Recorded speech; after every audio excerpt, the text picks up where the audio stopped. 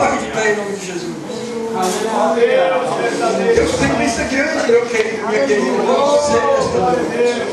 Deus, Ele quer devolver para você aquilo que você perdeu. Aleluia! Deus, Ele quer fazer você voltar aquela alegria gostosa novamente. Jesus, Ele quer te renovar com o Espírito Santo novamente. O Pai quer ver você trazer aquela palavra que você trazia. O Pai quer ver você dar aquele testemunho de crente a qual você dá. O Pai quer que você volte ao primeiro amor. O Pai está querendo te abraçar, meu querido. O Pai está querendo te dar um beijo. O Pai está querendo te abraçar gostoso. Eu quero perguntar aqui nesta noite, se tem alguém não crente que quer aceitar Jesus como Salvador hoje. Não deixar para amanhã, não, é hoje. É agora. A Bíblia nos diz que o dia de manhã não nos pertence.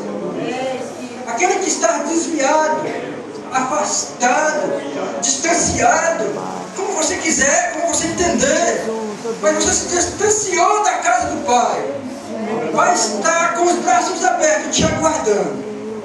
Se levante do seu lugar. Dê um passo aqui na frente, que eu quero orar por você nesta noite. Eu quero pôr as minhas mãos sobre você e profetizar uma bênção nesta noite. Aonde você está? Aonde você está? Saia do seu lugar e venha até aqui. Eu quero profetizar uma bênção de Deus na sua vida. Aleluia! O Pai está de braços abertos esperando. Oh, glória a Deus! Aleluia, Jesus! Quero convidar o irmão Cícero para louvar a Deus com mais um. Aleluia, Jesus! Enquanto o irmão Cícero louva a Deus com mais um, você vai sair do seu lugar e vai vir aqui na frente. Se aquele que não é crente não quiser vir, venha você. Se aquele que está desviado não quiser reconciliar, venha você tomar posse da sua bênção. Aleluia. Na casa do Pai tem bênção para todo mundo.